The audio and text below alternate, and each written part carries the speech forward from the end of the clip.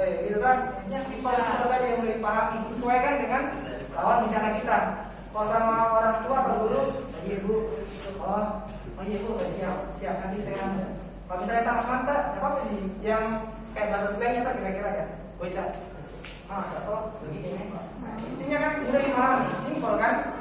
Nah, jangki kebiasaan orang culture lain dibawa dalam pembicaraan. Bisa dimungkin sesekali loh, tapi kalau misalnya keseringan jangan kayak orang Makassar nih tapi which is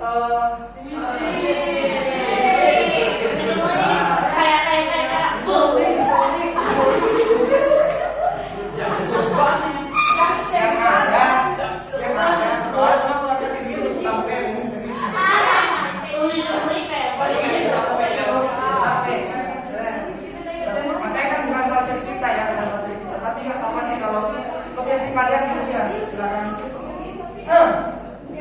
Ya, kalau selanjutnya apa?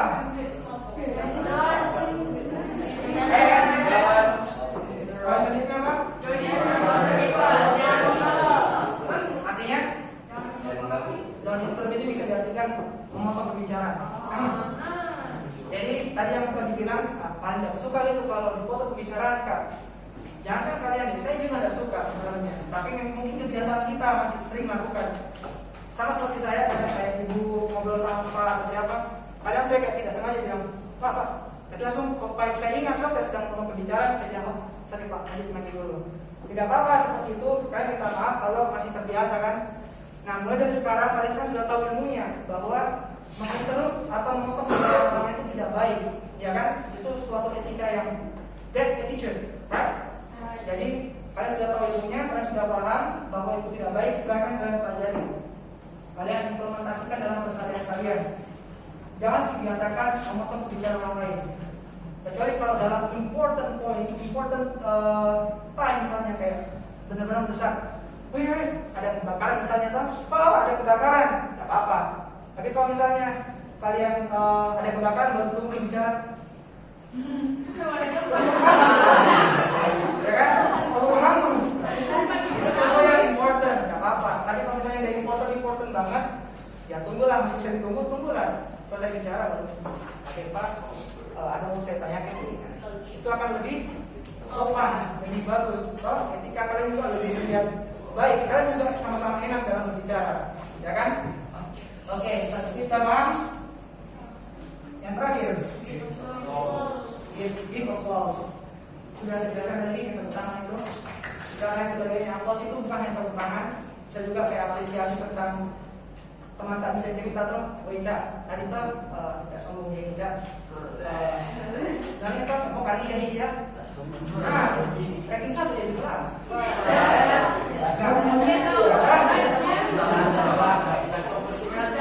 Iya, bisa tuh Kak. Saya dari mana enggak? Dari kelas 1 SD sampai dari kelas 1 TK sampai kuliah itu ranking 1 kelas kaca.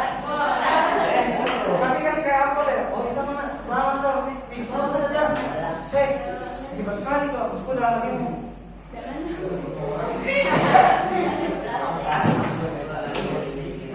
Intinya kalian kasih apresiasi. Karena orang akan senang kalau kita menghargai apa usaha mereka, ya kan? Kalian sendiri senang nggak kalau ada orang yang apresiasi keberhasilan kalian? Senang. Sama seperti saya kadang mencoba memastikan yang applause ini dengan ucapan-ucapan sederhana. Kayak teman saya misalnya berhasil dalam satu hal saya bilang keren. Kata-kata keren saja sudah membuat mereka kayak dihargai usahanya. Oke? Sampai di poin ini, the first part of speaking sudah paham tuh? Paham? Sudah difoto? Sudah dicatat? Silakan kalian praktekkan. Oke? Cuma pada ilmunya kalau dipraktekkan. Right? Silakan dulu.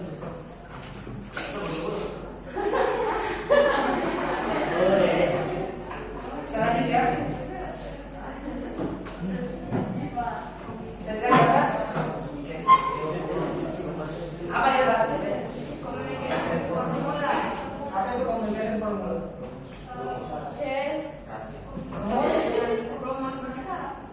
Rahasia. Kira konfeti. Formula rahasia. Oke, formula itu adalah rumus. Oke.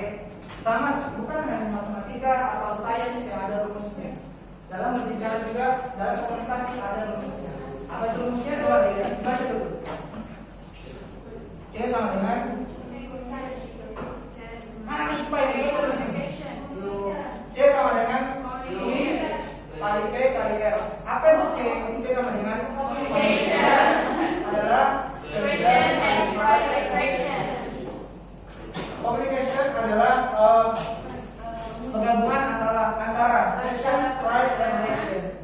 Apa itu question? Question itu pertanyaan.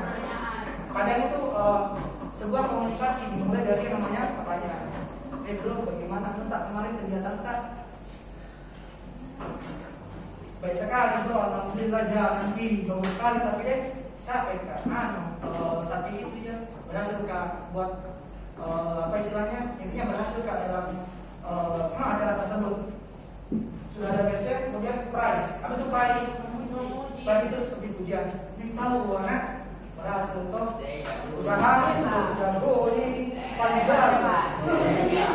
Ya, setelah ada price ada action, direction. Tidak jauh-jauh amat ya bro, timku ini apa reactionnya? Ya setidaknya tuh kau juga yang ini, kau juga yang ikut andil tuh dalam keberhasilannya. Ini bagus sekali. Ini ada action, ada price, ada action. Dengan adanya ini sebuah komunikasi yang baik dapat berjalan. Dan di sini paham? Oke. Gampang saja terusnya. Tidak terlalu susah ini. Beda dengan matematika. Iya betul.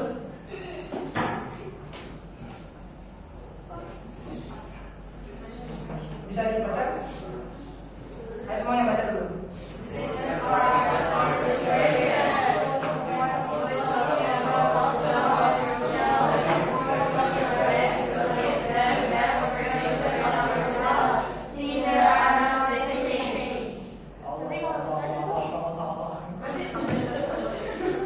Oke, jadi seni yang kedua adalah first impression. Apa itu first impression?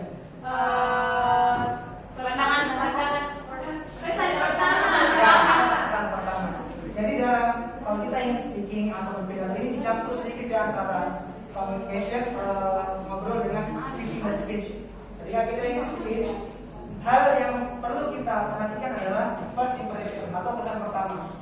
Apa sih kesan pertama itu? Yang pertama, avoid talking about yourself. Ketika kalian sedang ngobrol dengan temannya atau ketika kalian sedang berpidato di depan, usahakan jangan terlalu banyak bicarakan tentang diri kita. Jangan terlalu banyak banggakan tentang diri kita. Bicara lagi, kalau misalnya mau kenalkan dengan diri kita, kenalkan dengan apa adanya, dengan simple. Jangan terlalu banyak kayak bilang saya adalah orang yang hebat, saya bisa membuat ini. Yang ada tuh orang kan, oke benar sekali, ilfil. Paham kan bahasa apa dulu boleh? Satu jika baca itu ini itu, satu jika pakai itu begini itu, saya bangun jika itu. Hindari terlalu banyak membanggakan diri sendiri.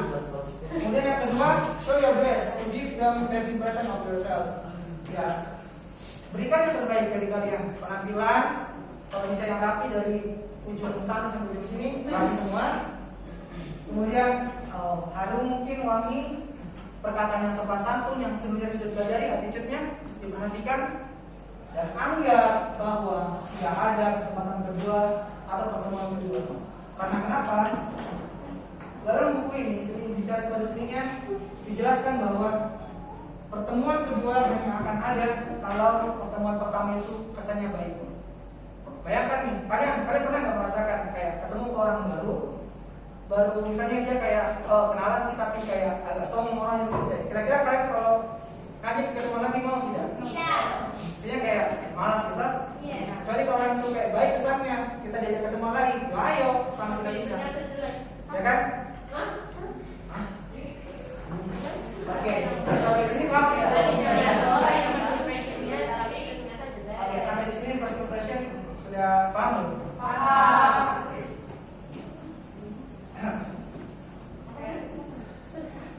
Sekarang kita masuk ke part yang ketiga.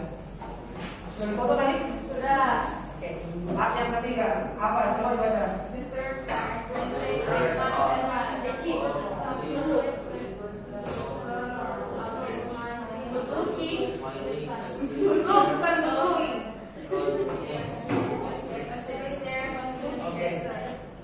The third part is complete with non-verbal. Apa itu non-verbal? Bahasa yang bukan dia ucapkan. Contohnya, satu, good look tadi sudah saya jelaskan, harus rapi, harus kelihatan ini rapi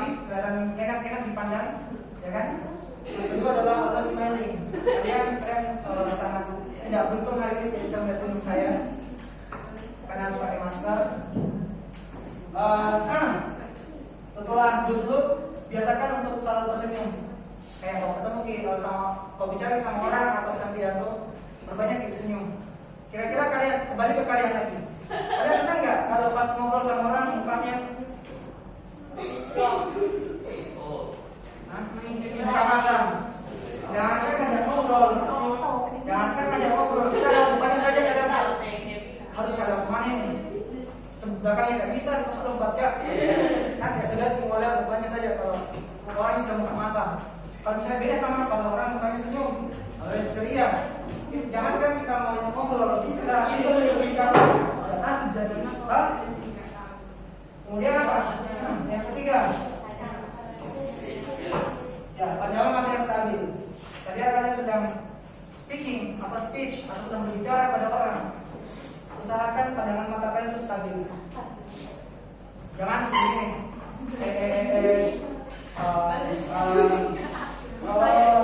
Ini gitu.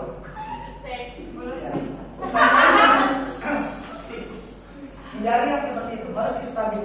Tatap matanya. Kalian ada nggak sini yang pernah pidato? Pernah nggak ada di sini ada yang pernah pidato? Speech, storytelling.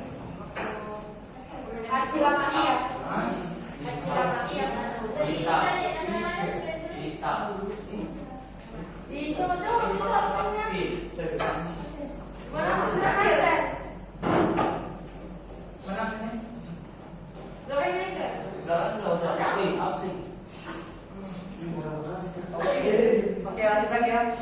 Jadi dalam setiap kali sedang speaking, usahakan untuk tatap matanya itu stabil. Jangan kayak sembarang dilihat, matanya dia nggak akan bagus terlihat. Kayak nggak apa nih, nggak kurang sendiri. Enak lah dipandang, oke? Kemudian yang keempat adalah confidence, percaya diri. Gimana sih cara pede, membawa rasa takut supaya bisa confidence? Latihan. Bagaimana latihannya? Depan kaca, oke, good. Yang lain? Oke, sebentar akan saya lanjutkan ada di slide selanjutnya. Kemudian setelah confidence, adanya gesture. Gesture itu ya, ini. Jangan dibilang sedih tapi begini tangannya. Saya sedang sedih. Kecuali gambar Titanic kan sedih begini. Oh bahagia tadi yang begini. Terus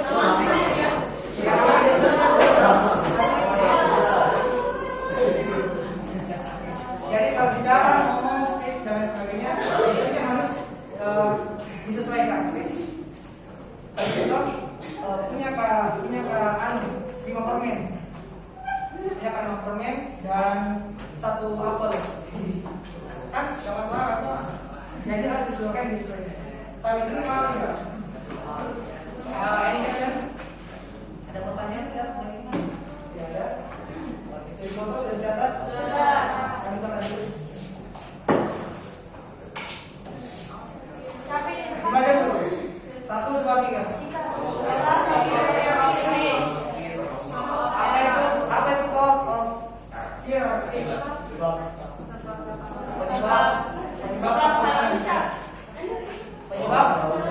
Jadi ada beberapa case di mana orang itu takut berbicara di depan umum, takut untuk melakukan sebuah presentasi, takut untuk bicara di depan banyak orang. Beberapa penyebabnya itu ada dua, saya masukkan di sini. Yang pertama adalah trauma salah ucap. Nah, ada sebuah cerita.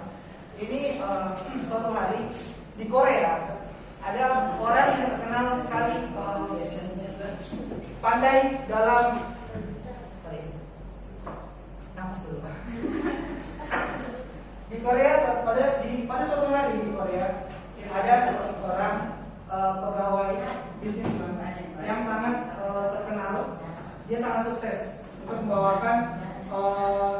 untuk mempromosikan jualannya di perusahaan. Pada suatu ketika si orang ini diminta untuk melakukan presentasi di depan bos-bos besar. Itu untuk mendapatkan tender. Tahu nggak tender? Kayak kontrak yang berat ratusan miliar. Pertama dia tidak yakin, tapi akhirnya digantikan oleh bosnya. Hingga pada akhirnya si orang ini melakukan presentasi. Nah, dari presentasi ternyata perusahaannya gagal atau kalah karena pada saat itu dia grogi pada saat presentasi. Akhirnya hasilnya buruk. Nah, dengan hasil tersebut dia trauma karena dia rugi ratusan miliar. Oke, itu satu cerita dari trauma salah ucap. Kemudian yang kedua adalah lack of practice, kurangnya latihan. Oke, betul. Berbicara tentang trauma of error, trauma salah ucap. Kalian tahu tidak Barack Obama? Barack Obama. Siapa itu Barack Obama? The 44th President of the United States of America. Barack Obama, kalian tahu nggak tentang cerita dari Barack Obama ini? Barack Obama itu dulunya ketika umur 2 tahun dia itu, Barack Obama itu anak dari keturunan orang kulit putih dan kulit hitam. Bapaknya kulit hitam, namanya kulit putih. Nah, kemudian pada umur 2 tahun orang tuanya dicerai. Dan ibunya Barack Obama ini menikah lagi dengan orang Indonesia. Kalian tahu nggak tentang ini? Barack Obama pernah ke Indonesia, supaya Indonesia pernah menteng, pernah. Nah, suatu ketika Barack Obama ini tinggal bersama neneknya. Afrika itu di mana saya lupa. Di sana itu Barack Obama itu dibully besar.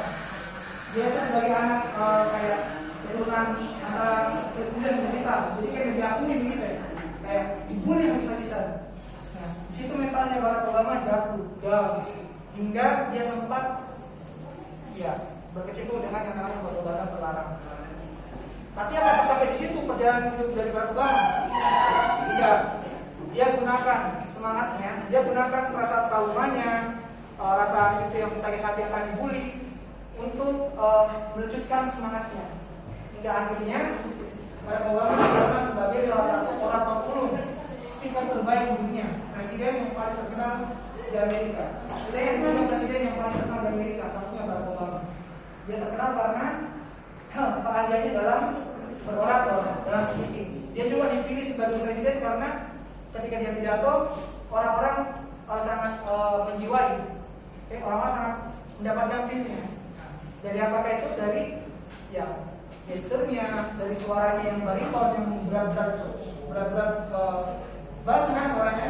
Saya Indonesia, sate, gitu kan? Tidak lihat videonya? Iya. Ayo, oke, begini kita tentang kemudian salah satu penyebab ketakutan dalam berbicara adalah lack of practice, kurangnya latihan. Seorang yang ingin tampil di depan, pada umumnya itu kalau dia tidak latihan, tidak terbiasa, dia akan kayak takut, grogi gitu ya. Jadi dia sama orang sering latihan. Mungkin orang itu kayak grogi tapi tidak terlalu grogi amat lah, bisa dihandle. Jadi ini juga penyebab dari takutnya terbiasa. Sudah paham sih? Paham atau tidak? Paham. Sudah paham, kita lanjut. Bahasa Indonesia ini harus dibaca. Baca dulu nih.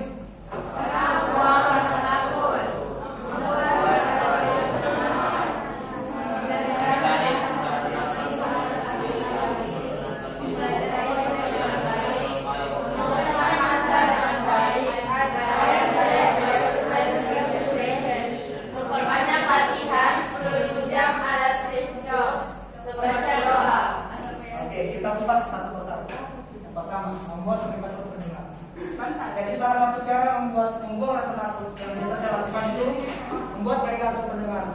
Orang biasanya pakai bantal. Di kamarnya tuh nggak gadget sama bantal, mainannya yang pasang, pengintin semuanya punya yang pasang itu foto-foto ada gambar anggap sebagai orang kan, sebagai pendengar kita. Itu bisa dilakukan. Itu melatih kita berbicara di depan orang. Anggap mereka itu orang, oke? Kemudian yang kedua biasanya saya lakukan adalah ngomong di depan cermin. Saya ingin jelaskan kan? Hey David B. I'm David A. How are you? Yeah, I'm fine. Just practice. Oke, gak usah malu dibilang kayak orang gila. Kadang kita tuh bisa berhasil dengan usaha yang sedikit gila. Kalian seperti tadi ngomong di depan cermin, ngomong sendiri. Saya bisa ngomong sendiri pakai bahasa Inggris. Sebagai contoh latihan. Oke, itu tadi cara membuat kita benar. Kemudian yang kedua, menghindari merendahkan kapasitas sendiri saat memperkenalkan diri. Salah satu cara untuk ketika kalian ketika kalian ingin speech di depan orang banyak, ingin pidato, jangan pernah bilang, tapi saya tidak sempat persiapkan di PowerPoint itu dengan baik, tapi tidak sempat ke tapi mencoba yang terbaik, jangan bilang begitu. Kenapa? Ya kalian mengatakan itu di awal. Kesan pertama yang akan kalian tampilkan atau didapatkan oleh pendengar dia kayak ini pasti tidak baik nanti presentasinya. Atau kayak pesimisnya dari awal. Meskipun ada kok yang tidak kalian maksimalkan di awal persiapannya, jangan pernah bilang kayak gitu, kekurangannya jangan. Oke, itu salah satu tips ngomong di depan orang. Oke. Kemudian yang ketiga, mempelajari konten dengan baik. Ketika saya mau datang ke sini, saya buat studi materinya, saya pelajari, saya bayangkan kira-kira apa saja yang mau saya sampaikan kepada kalian dan lain sebagainya. Itu merupakan pembelajaran dan pemahaman materi dengan baik. Jadi kalau kita mau presentasi di kelas, kalian kalau presentasi di kelas bagaimana? Dibaca di PowerPoint kan? PowerPoint nggak begini, tapi satu titik penjelasannya sampai sini semua. Karena begitu kan juga dulu. Iya, itu begitu. Tapi sekarang setelah saya tahu bahwa yang namanya PowerPoint itu adalah poin-poin saja yang dimasukkan, maka saya coba memasukkan poin-poin, kemudian saya pelajari poin-poin itu dan saya jelaskan satu persatu pada kalian. Oke? Jadi yang ketiga adalah mempelajari konten dengan baik. Yang keempat, mengucapkan mantra dengan baik. Mantranya apa? I'm the best. Harus gitu.